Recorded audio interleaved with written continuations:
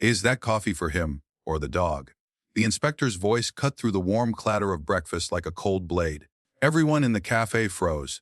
Grace Whitaker didn't. She just smiled, calm, steady, and placed the steaming mug on the table.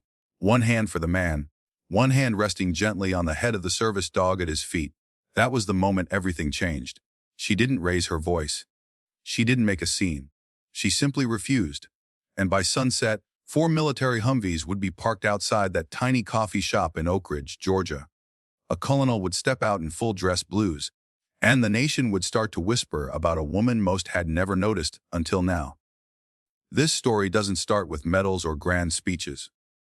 It starts with coffee and courage, and one woman who refused to apologize for doing what was right. Thank you for being here.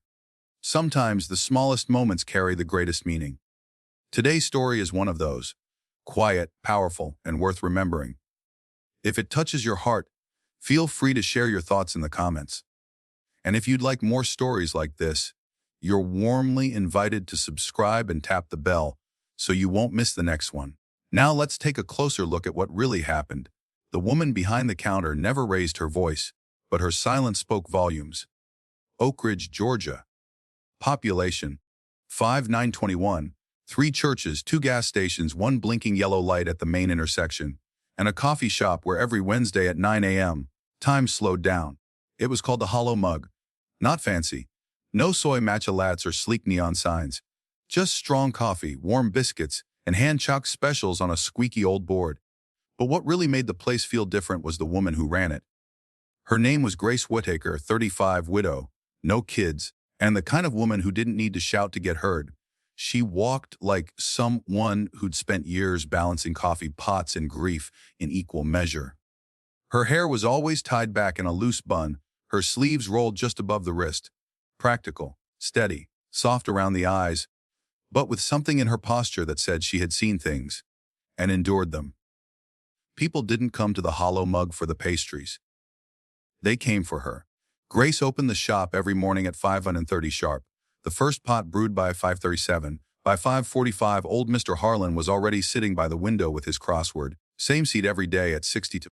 Grace would flip the chalkboard to open and place the worn blue ceramic mugs, the ones she saved for the veterans, on the shelf above the counter. She didn't talk about herself much, but everyone in Oakridge knew the basics. Her husband, Sergeant Matthew Whitaker, had been killed in action 6 years earlier in Helmand Province, Afghanistan. His photo hung behind the counter. Not a formal military portrait, just a snapshot. Matt, in jeans and boots, sitting on the front steps of the cafe, holding a coffee mug and laughing at something out of frame. It had been taken 2 weeks before his last deployment. He never came home. But in some strange, stubborn way, Grace had made sure his spirit never left. Every Wednesday at 9 a.m. Heroes Hour began. It had started quietly, just Grace and 3 regulars: the Ben Taylor, her father-in-law, a retired Marine drill sergeant who now walked with a cane and swore under his breath whenever the biscuits were underbaked. A Carl Jensen, a Vietnam vet who rarely said more than 2 words but always left a $1 tip no matter what he ordered. And Ellen Marsh, a former Army nurse with a laugh like a wind chime and a tendency to give unsolicited life advice. They sat at the back table near the coat rack. Grace would brew the strongest pot of coffee she had, slide over the mugs, and simply let them be. No speeches, no ceremonies, just space, just presence. Over time, more came. Men from Iraq, women from Desert Storm, even a few young ones fresh from service in Syria or Kosovo. Word spread, but Grace never advertised. She didn't need to. Something about the place and the woman who ran it just called to them. She always said the same thing before the hour began. This isn't a place to be fixed. It's a place to be seen. And they'd nod, their shoulders easing just enough to breathe. Grace never remarried. She never even dated. When people ask, she'd smile softly and say, "I have my hands full," which was code for "I'm still carrying him with me." Instead of chasing distraction, she built structure. Instead of running from pain, she built sanctuary. That's what the Hollow Mug had become, a sanctuary. Not a flashy one, not loud or shiny, but sacred, in the quiet way a chapel can be at dawn. Less she remembered birthdays. Was she knew who liked their eggs over hard. Huh.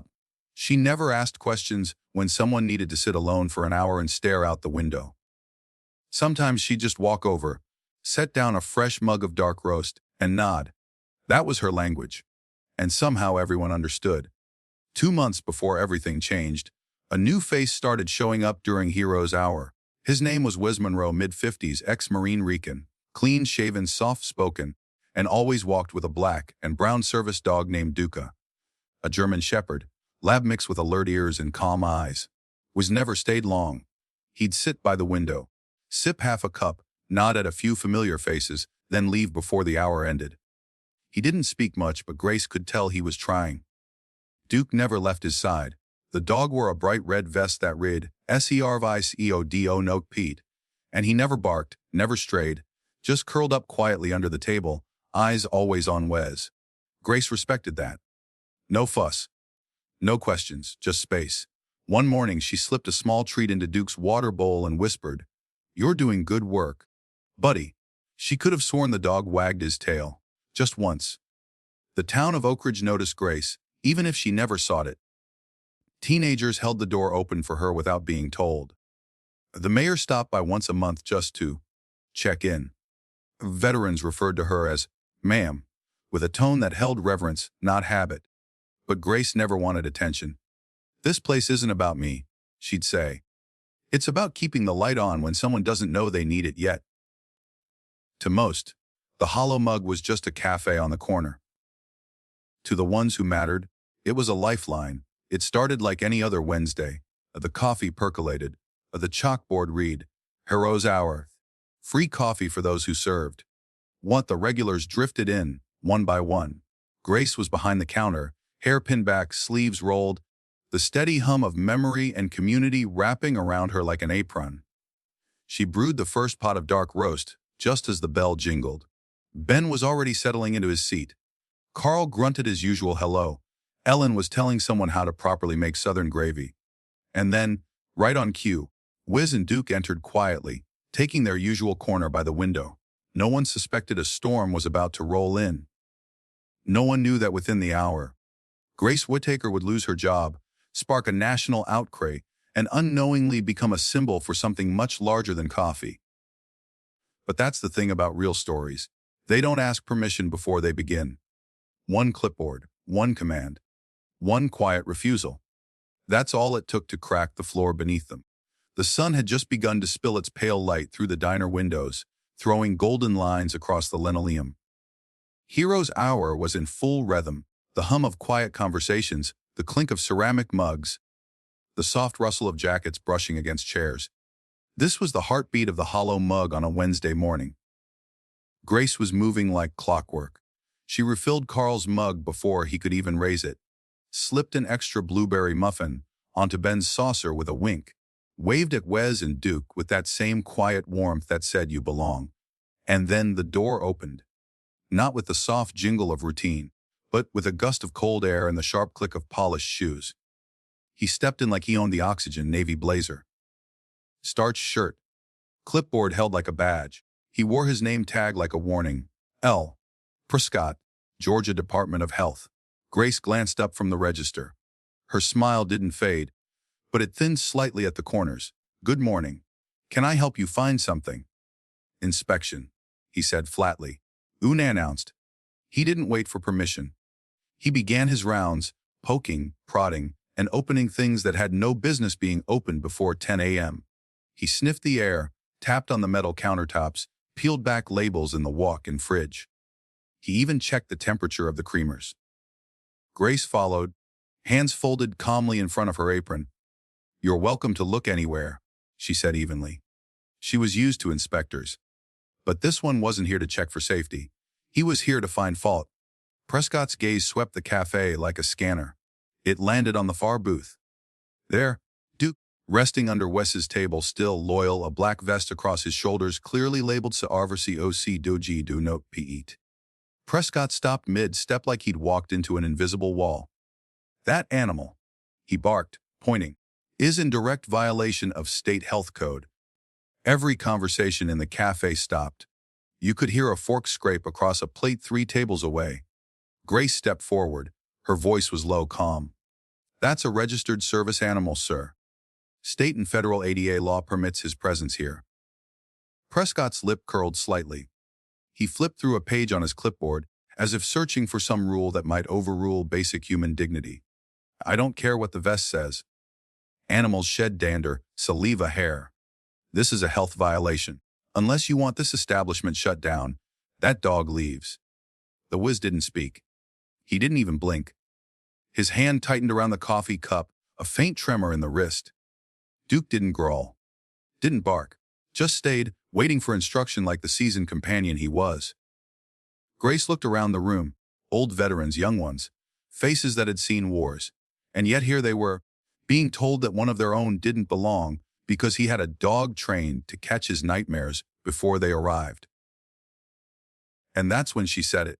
I won't ask a veteran to leave. And I won't ask his service dog to leave either. She didn't yell. She didn't shake.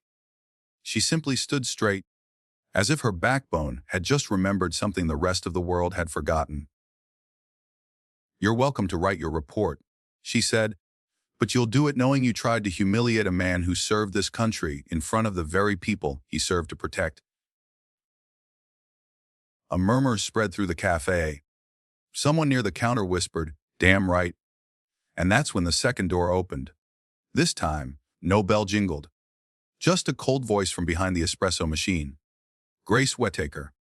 Everyone turned.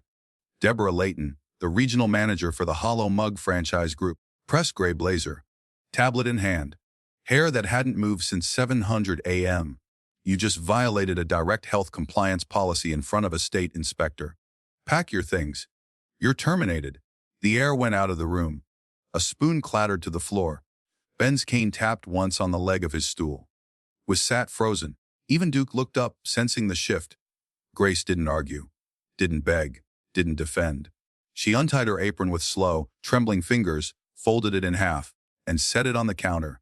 She turned to Lena, the young barista beside the espresso machine, the one she'd trained since she was 16, and whispered, "Make sure Wes gets his refill." And then, without a word more, she walked out. The sunlight caught her face just before the door closed behind her. And inside, the entire cafe stood still. No one followed her, but someone recorded it, a shaky video, 43 seconds long, no music, no commentary. Just a woman defending a soldier and walking out with dignity. It hit social media before the lunch rush. Before dinner, it was on the front page of every veterans group in the country, and by morning, it had reached a desk at Fort Ravenwell. One quiet act, one viral video, and the weight of a nation finally shifting its gaze. It started as a whisper, a low murmur between sips of half-finished coffee, a dozen cell phones buzzing in pockets and purses. People stared at the video in stunned silence. Over and over again, a woman in a flannel shirt, a veteran with a dog, and a refusal that rang louder than any anthem. By 10:47 a.m. it had been shared 47,000 times. By 11:03, the mayor's office had called the franchise's headquarters in Atlanta. By 11:38, a call was made from Fort Ravenwell, one of the largest Marine installations in the Southeast. And by 12:15, the streets of Oakridge began to shake. The ground trembled first, so softly that most didn't notice. Coffee rippled. Mugs vibrated slightly against tabletops. Someone glanced out the window, eyes narrowing at the shimmer on the horizon. Then they appeared. 4 military Humvees, rolling slowly down Main Street in formation, tires humming low like distant thunder. Their headlights sliced through the late morning haze. A flag flapped against the side mirror of the lead vehicle. Not a battle flag, but the U.S. flag, large and unapologetic. At the wheel of the lead Humvee was Colonel Elias Granger, full dress blues, white gloves in lap, decorations worn not for show, but for remembrance. Behind him, 24 uniformed Marines, boots polished, jaws set, standing inside the vehicles with silent resolve. Inside the hollow mug, time paused. The inspector, Prescott, froze mid, note pen hovering above the clipboard. Deborah Layton, still standing stiff by the espresso machine, had paled 2 shades and taken a reflexive step backward. Lena dropped a spoon.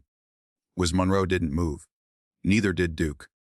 But Wes's eyes were fixed on the front window, unmoving. And then the bell above the door jingled. Once, Colonel Elias Granger stepped inside with the weight of the base. And its honor, on his shoulders. His boots echoed against the tile one step at a time. His gloves stayed in his left hand, his jaw tight.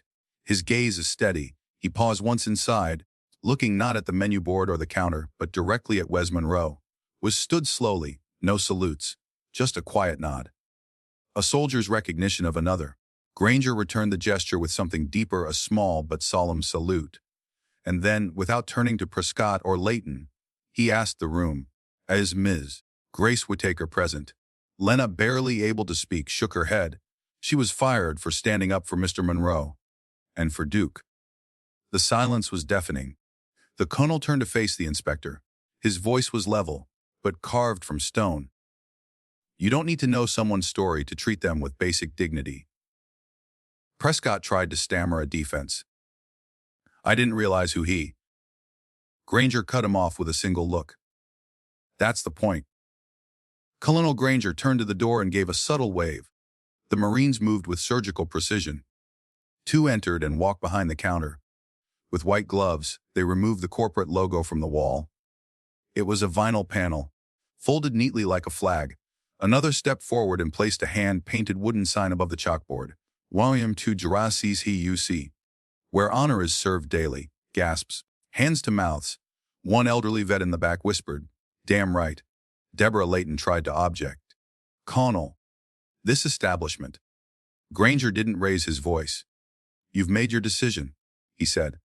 "Now we'll make ours." As the colonel turned to leave, he stopped at the threshold and pulled out his phone. Outside, the Marines stood at attention. Inside, every soul held their breath. Lena's phone buzzed. She looked down, blinking at the screen. It's a message from Fort Ravenwell. They want Ms. Whitaker to report to base headquarters." Wes let out a slow breath. Duke stood quietly. Lena whispered, "They want her to come in today." And just like that, a cafe once filled with silence and stories became the epicenter of a new movement. 3 miles away, Grace Whitaker sat behind the wheel of her truck, still in her cafe clothes. Still trying to breathe, she hadn't gone home, hadn't cried. She just sat. Keys in the ignition, engine off. Radio silent. And then her phone buzzed. A simple message. "You are requested to report to Fort Ravenwell, Command HQ, 1430 hours. No explanation. Just coordinates. Just purpose." She stared at the screen, the digits of time and address blurring together. The base. She'd been there before. As a Marine wife. As a widow. But this felt different. Grace took a slow breath, turned the key and drove. Not to drop off pastries. Not to serve coffee. This time she was going through the gates. Sometimes justice doesn't come with a bang. It comes with a quiet knock on a door you thought had closed forever. The gates of Fort Ravenwell loomed ahead like the mouth of another world. Grace hadn't driven past them since her husband's funeral. Back then, she had sat in the passenger seat, fingers tight around a folded flag, her body running on instinct. Now, she was the one behind the wheel. Eyes steady. Mind swirling. The guard at the checkpoint saluted her. She wasn't wearing a uniform. But the salute wasn't for clothes. It was for what she'd done without ever meaning to. The main administration building stood like a quiet fortress. Red brick, flanked by weathered cannons and American flags snapping in the breeze. Everything here spoke of order, discipline, legacy. Inside, the air smelled faintly of coffee and dusted leather. Portraits of former commanders lined the walls. Bronze plaques glinted beneath soft ceiling lights. Cadence echoed somewhere in the distance, rhythmic, timeless. Waiting at the front door was Colonel Elias Granger, not in dress blues now. Just clean khakis, still imposing, but more human now. "Miss Whitaker," he said, extending a hand. "Thank you for coming." Grace shook it, firm but cautious. "Still not sure why I'm here, Colonel." He smiled slightly. "Let me show you something." They walked down a quiet corridor. At the end was a room with a brass plaque, Veteran Transition and Wellness Initiative, Room 104. Granger opened the door. Inside, folding chairs, empty bulletin boards. A table stacked with untouched therapy supplies. 2 young staffers were arranging mats in the back corner, speaking softly. On one wall was a whiteboard with faint marker scribbles. "Hope lives here." Grace turned to the colonel. "This isn't a program. It's a waiting room." He nodded. "We've tried to get it off the ground for 2 years. Budget's not the problem. Hearts are. People come but they don't stay. Grace tilted her head. You brought me here for a room. Not the room, Granger said quietly. The soul. The colonel walked over to the window and looked out. You built a place where warriors sat without fear. Where silence wasn't judged. Where a dog under a table wasn't a hazard, but part of someone's healing. Grace folded her arms. I'm not a therapist. I never claimed to be. No, he said. You're something rarer. You listened. You noticed. You created a sanctuary with coffee and consistency. Do you know how many programs we've tried with 7-digit budgets that haven't done that? Grace stayed quiet. She wasn't the kind to bite at flattery, but her throat tightened just a little. From the back room, a soft voice called out, Is that her?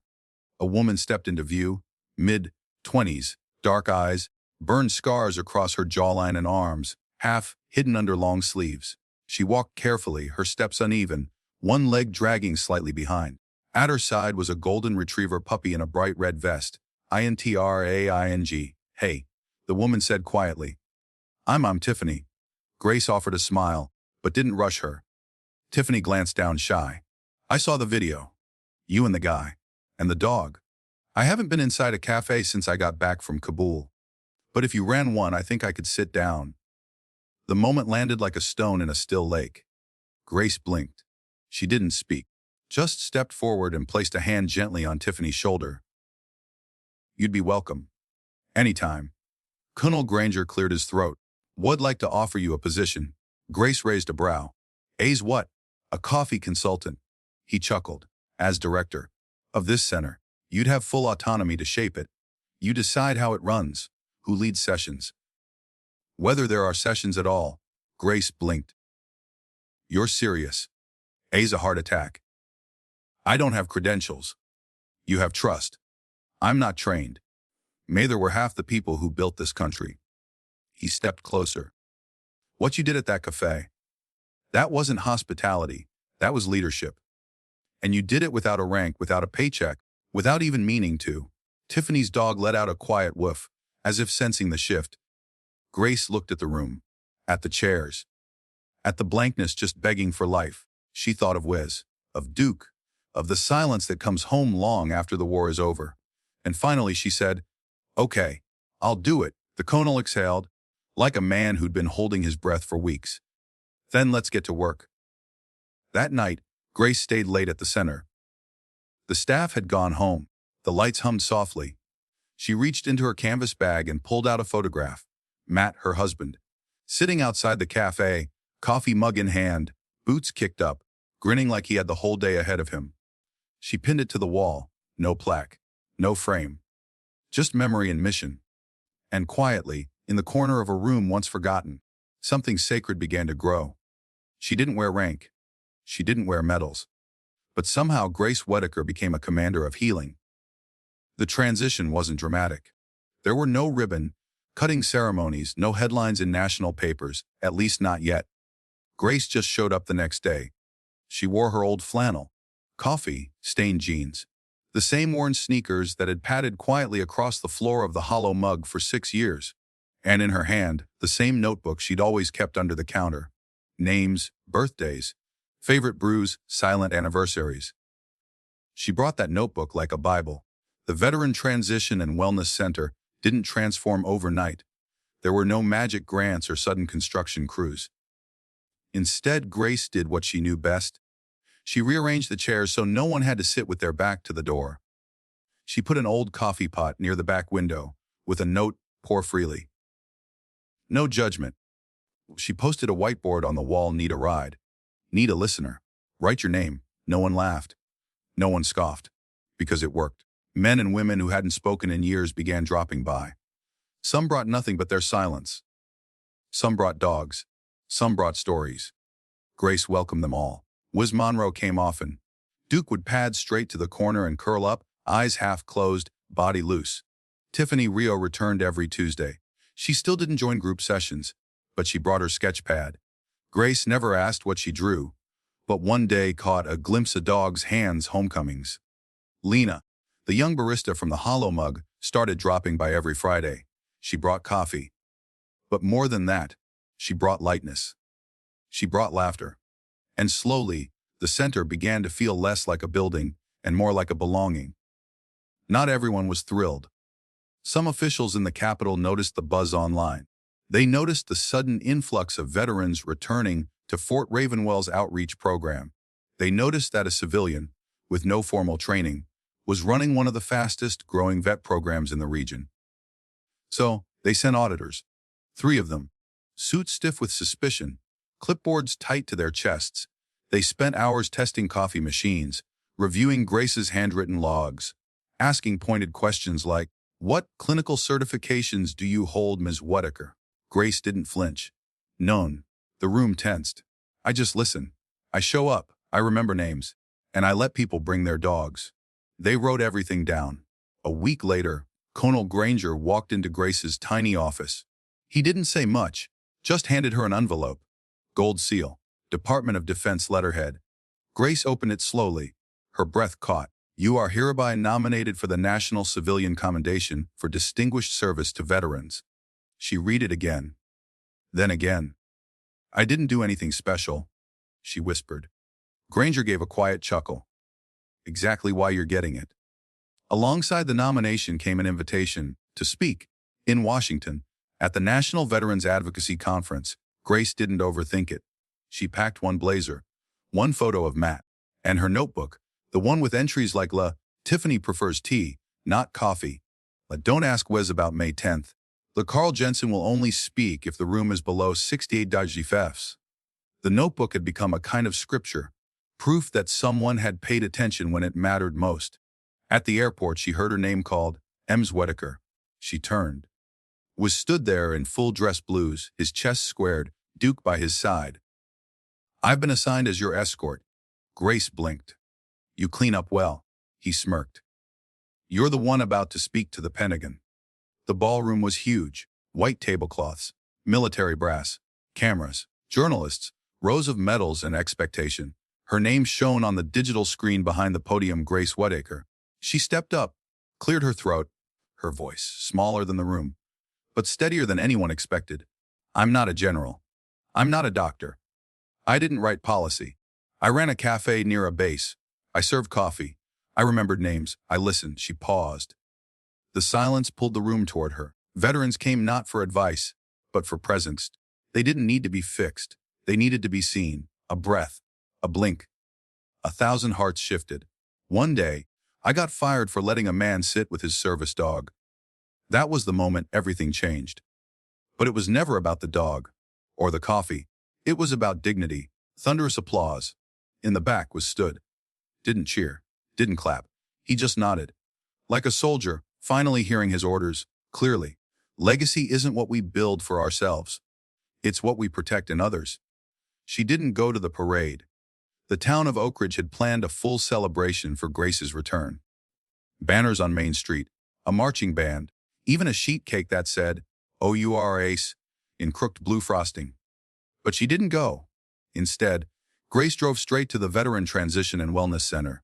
It was late, the parking lot empty, the air thick with summer rain and pine needles. She stepped inside. The place was still. Lights dimmed. A few veterans sat near the fire pit and back, their silhouettes calm in the orange glow. Grace walked to the wall, the one filled with photos. She reached into her bag, 2 photos. One, a shot from Washington, taken just after the standing ovation. 2, and another, grainy, old. Her late husband Matt sitting outside the hollow mug, coffee in hand. But this time a soldier sat next to him. A man with a beard, white hair. She remembered now. That man had returned to her at the conference. After the speech, just as the room began to empty, he had approached her. Gray suit. Thin glasses. Soft-spoken. "You don't remember me, do you?" She didn't. Not right away. He held out a photo, grainy, weather-worn. "You poured me a cup of coffee the day I got my discharge. You didn't say a word. You just smiled. It was the first time I felt like a person again." He gave her the picture. "It's yours now." She took it, hands trembling. No more words were needed. Back in Oakridge, the hollow mug still stood. The franchise had replaced Deborah Layton. The sign above the counter now read, "Grace's Corner, where no one sits alone." Inside, Lena worked the morning shifts. Veterans still gathered for Heroes Hour. Was still brought Duke, now older but just as loyal. Tiffany had painted a mural on the back wall, two hands passing a steaming cup, a dog curled at their feet. Grace visited once a week, never for attention, just for coffee. Just to see that the light was still on. That evening, in the quiet of the center, she pinned both photos on the wall. Beneath them, she added a handwritten card, "Honor grows where kindness is consistent." She stepped back. That wall wasn't just memory, it was testament. To silence, to presence, to dignity. As she turned to leave, she heard the door creak open behind her. A young man stood in the entrance.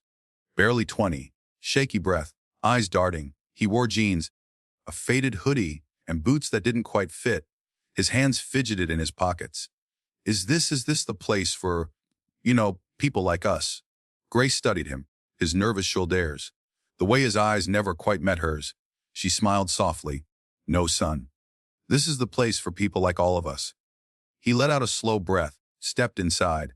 The door closed behind him with a soft click, and in that moment, Grace knew her circle wasn't just full. It was open. In a world that moves too fast, where noise wins over silence, and power drowns out grace, it's easy to overlook the soft-spoken waitress, of the trembling veteran, of the wag of a loyal dog's tail.